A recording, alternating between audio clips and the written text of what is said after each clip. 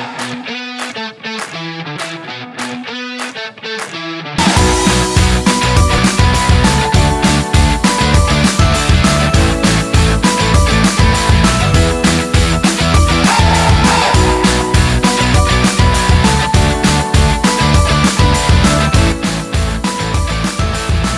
guys, welcome to Banter Corner. We are here with our Premier League game review. We are going to talk about the big games of the Premier League this week and how our panel of Premier League fans are reacting to the games and the overall analysis of it. We'll start off with the big upset, according to me, of the game week. Spurs versus Arsenal, 3-1. I didn't see that coming. I expected a tight game, but I expected Spurs to get away with it or even come out with a draw. What do you guys think? I expected goals in this game. Normally, North London derby is a goals galore game. Right. And I expected draw, actually. Right. But then Arsenal played really well in the first half. Right. I think they are defensively now stable. They're playing really well defensively. Right. And midfield is kind of getting settled now. And Aubameyang played really well today as well. Right. So they deserved it. Yeah. Can someone pull up our predictions for those games? Afsal, if you can take a second and pull up your predictions. While he does that, so do you guys think Aubameyang is back in his form that we saw him 2 seasons ago? Do you think he'll get up there at least enough to put Arsenal back in good standing? I think it's okay. I think it's not just Aubameyang now. They have Emil Smith Rowe, they have Bukayo Saka, they have Tierney, they have a lot more players that can carry Arsenal. Odegaard too. We can't forget Odegaard. I think Arsenal are the team to watch for the next 3-4 seasons. Bold prediction. They're getting bold prediction. Bold as prediction. Bold. I couldn't help but notice the big ass smile on Arteta's face today. I think that's the first time I saw that in a while.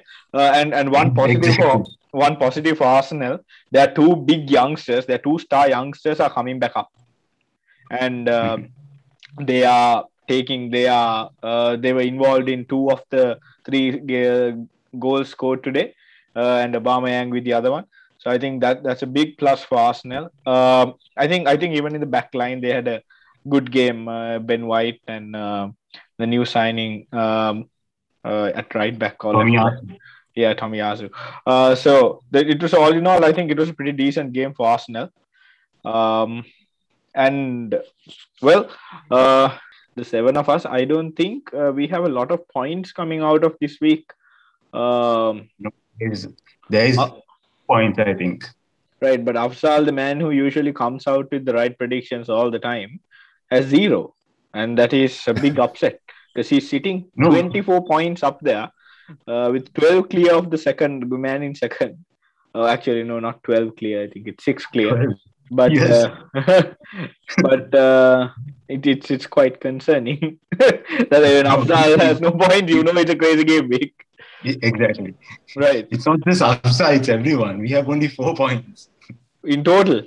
Wow. In total. 1 for me. I think 1 for Vinul, Shayan and Chanukar. That's it. Right.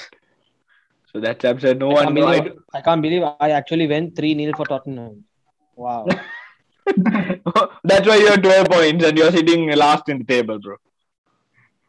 Wow. And we are going to move on to the next big game. Manchester City this week. Chelsea versus Manchester City. And Manchester City finally got over Pep's leg to Thomas Tuchel.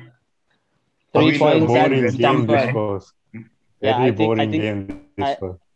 What's that? I think this weekend was very good. I think we liked it a lot. Right. 3 points at Stamford was lovely. I rubbed it on all the Chelsea fans I know. Because expected. I think it was great to beat the European champs. Right, surprising what your players can actually pull off when they are playing in a packed stadium, huh? Right. That I don't think that was the case. But we played in a packed stadium of Chelsea supporters.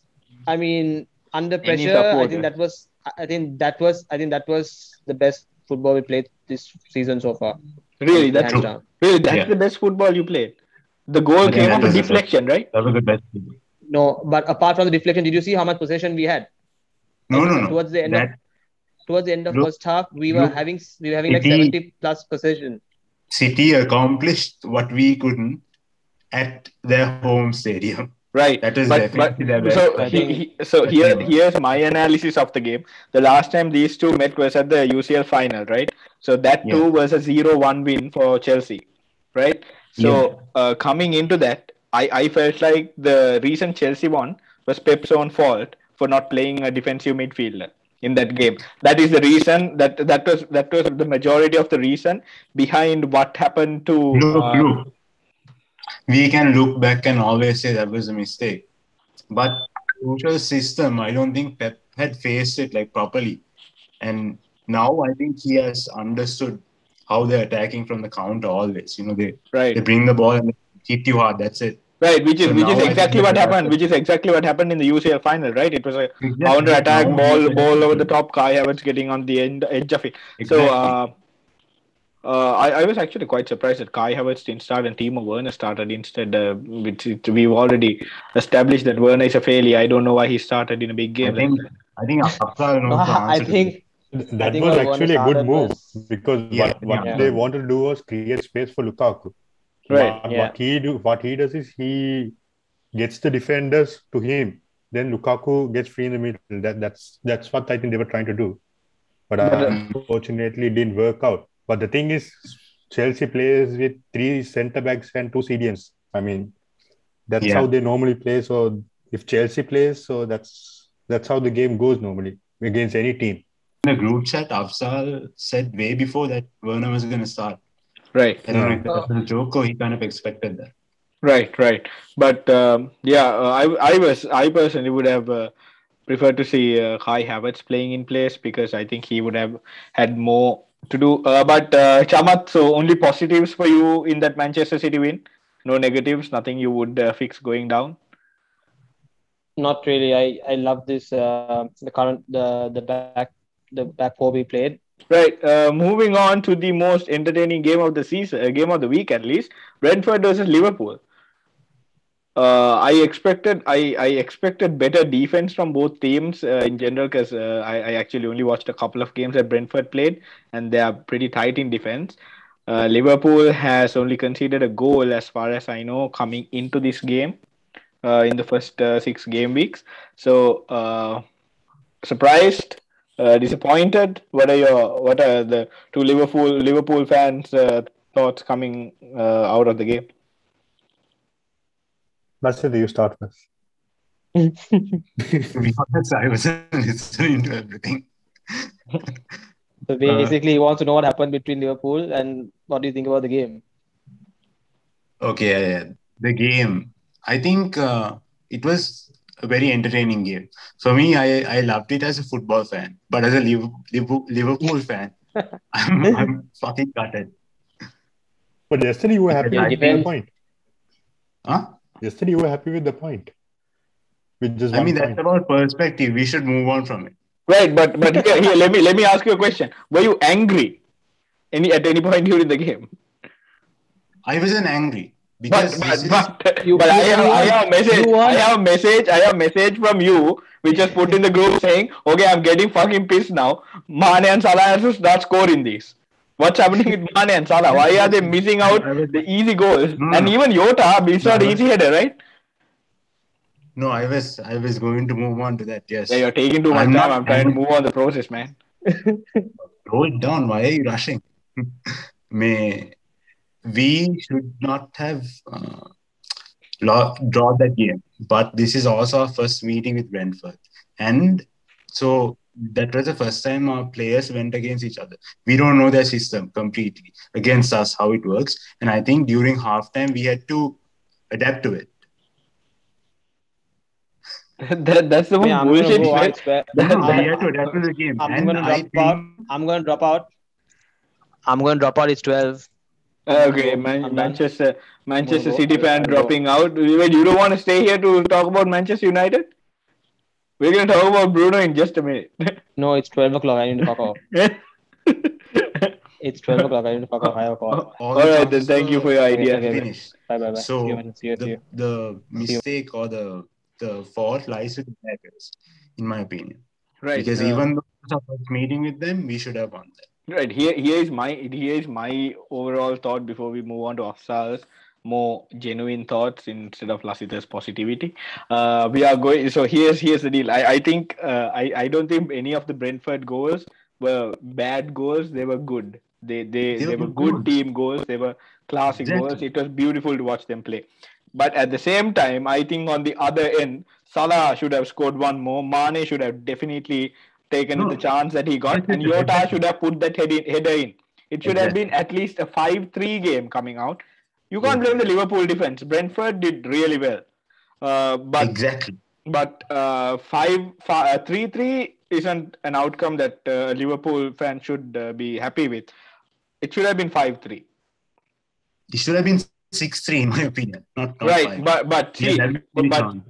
but positives coming out of the game. The Curtis Jones volley was a beautiful goal out of nowhere. No, the only positive I'm positive about is because we got 1 point. If this was 2 seasons ago, we would have lost that game by 1-0 and we wouldn't have a point. At least now we have a point and we move on. You all won 2 seasons. You all won the Premier League 2 seasons ago, right? No, I'm saying like 2-3 seasons ago. Not 2 seasons ago, 2-3 seasons ago. If we lost... You all came in second place by 1 point 3 seasons ago, right? No, but we still lost games 1-0, which we should have drawn. If we drawed, then we would have gone on the line and won. That's what I'm saying. Okay. A point is a good perspective. Right. You should have become a Barcelona fan. You'd be very happy with how it's going to us before us at the moment, man. We are getting a lot of 1 points. But Afsal, thoughts and positives, negatives coming out of the Liverpool game. Yeah, so we can blame the attackers for the result. But the thing is, defensively, we should never concede 3 goals against Brentford. Doesn't matter how they play, we should never concede. I mean, it was obvious the way they were going to attack. I mean, even during the game, I told you in the group, right? They were just attacking Trent. That's it. So all what Henderson had to do was drop back, and then so that Fabinho can contest the second balls. Ivan Toney won 17 aerial duels against Matip and Van Dijk. Yeah. That should never happen. Look, you are right. We should have played a defensive game, but we didn't play a defensive game. We played an attacking game, so we can't blame the defenders. No. It's not about playing defense. I don't think Afsal is talking about how the game went. I think he's talking about the effectiveness of the defense, because you see people like Matip, Van Dijk and Alisson who was guarding your goal. You won't expect to concede 3 goals against a team like Brentford. Look, first meeting with them, and we played an attacking game. We played a defensive game. I think we would have adapted to that game. But we created a lot of chances by playing an attacking game. That's what my point is. And our attackers failed to do the job. No, I think we still shouldn't have considered 3 goals. I mean, the second and the third goal we never should have considered. Alisson went down early for the third goal, and second goal we never should have considered. I mean, Ivan Toney created 2 big chances, and winning 17 aerial duels is a huge problem for us. If other teams do that, we'll be in big trouble. Yeah, I think aerial duels are going to be a big part of this season, and Ivan Toney is one of the better strikers we have seen this season. But you still have to face Cristiano Ronaldo and Manchester United, and Cristiano Ronaldo 3 at the back. We would have played better, but Klopp will never play 3 at the back. So 4-2-3-1 would have been a better formation against them. Right. Yeah. I agree. I also say that. I put the blame on the manager actually, because at first during the game it looked like Curtis Jones was out of his position, and we were too attacking. Like there were spaces left, like in the right wing area, like right in front of our defense, and the left wing there was so much space available to them. So that was a problem. Curtis being too ahead, but I think that's a manager's fault. We played too attacking to my liking. We should have played a more balanced game where we countered them, because they were attacking us. If he played that, I think we could have kept them to like a 3-1 or something. Right. So yeah, I think we should. It's time we wrap up the Liverpool Brentford game. Lasita went from I blame the attackers to you're right, Afsal. I blame the defenders, and now he's blaming the manager. So that took quite a turn. I don't blame the defenders. I blame the attackers for attacking like too much rather than playing a balanced game. Right. Because there was spaces left in our middle, and that shouldn't have happened. So now, in the end, the manager to blame. And now Lasita is blaming the attackers for attacking. That's a statement to go with. All right. Last game in a lineup. Look. I don't think you understood that. It's a team sport, Macha. If there's a break in the middle, if they're too forward, we get it, bro. It's all right. Lasit, who do you think should start against City? The front three and the mid three.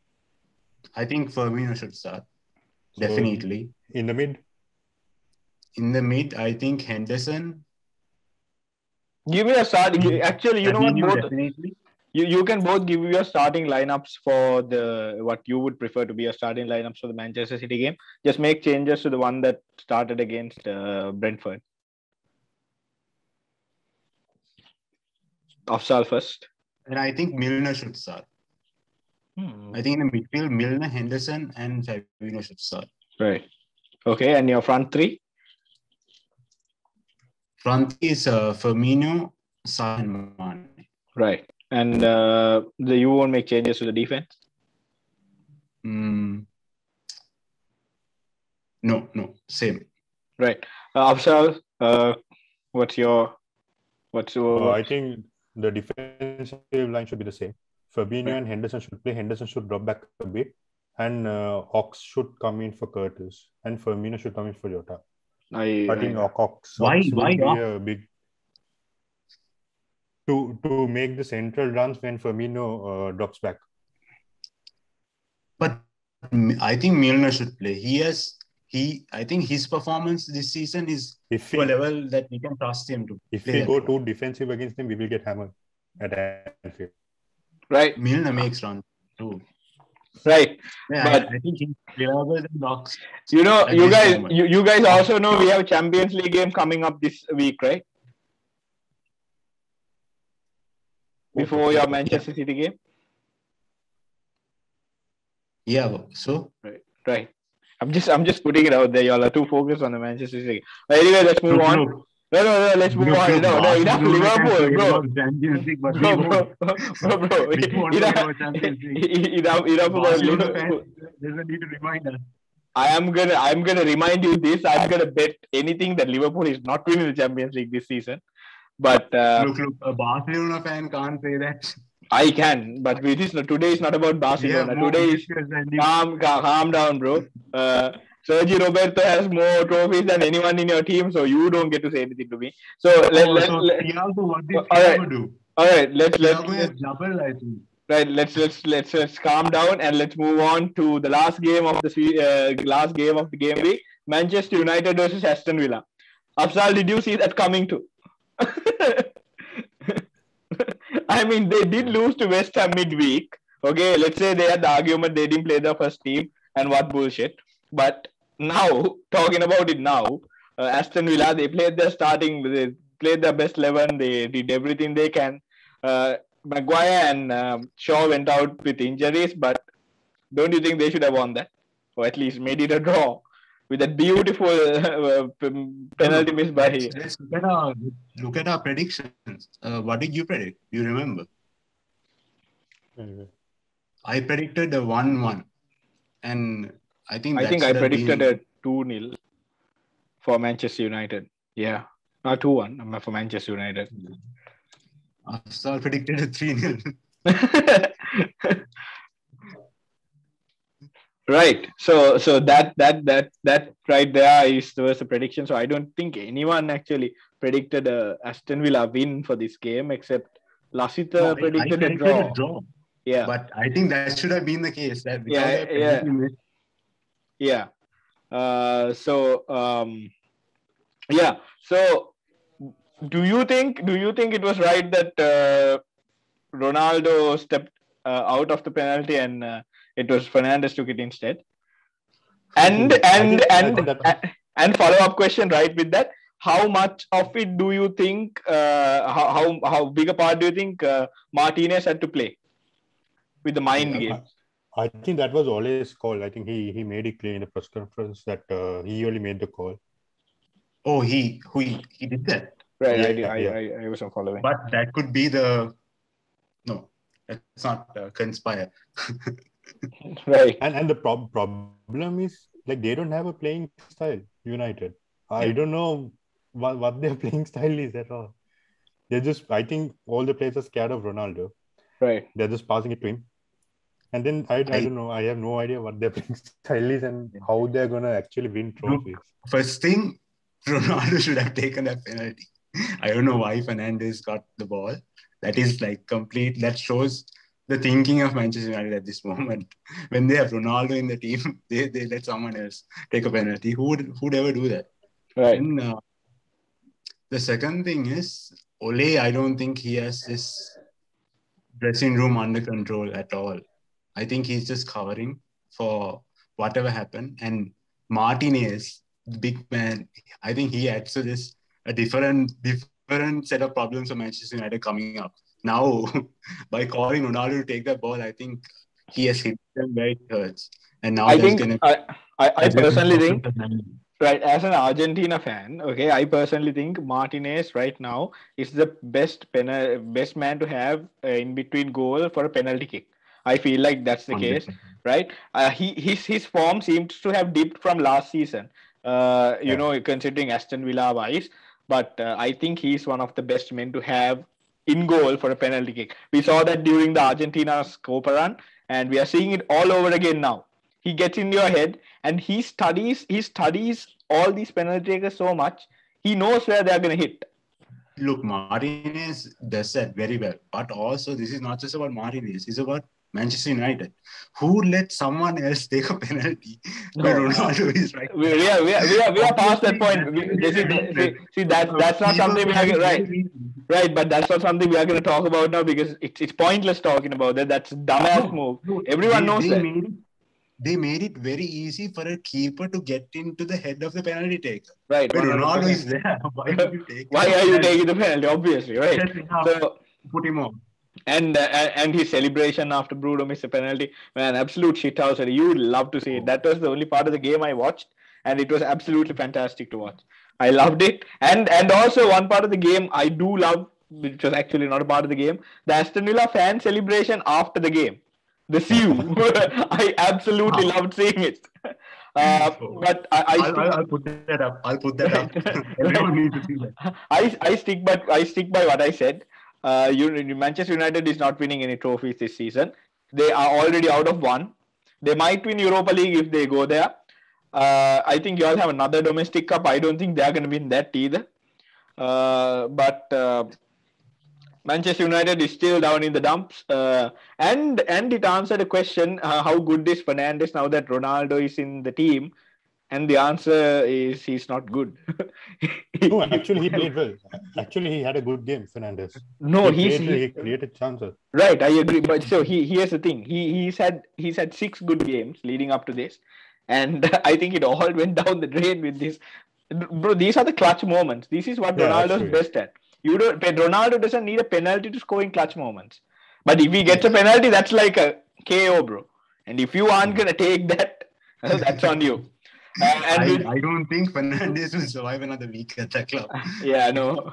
Shit is going down. But with that thought, we are going to wrap up for this week.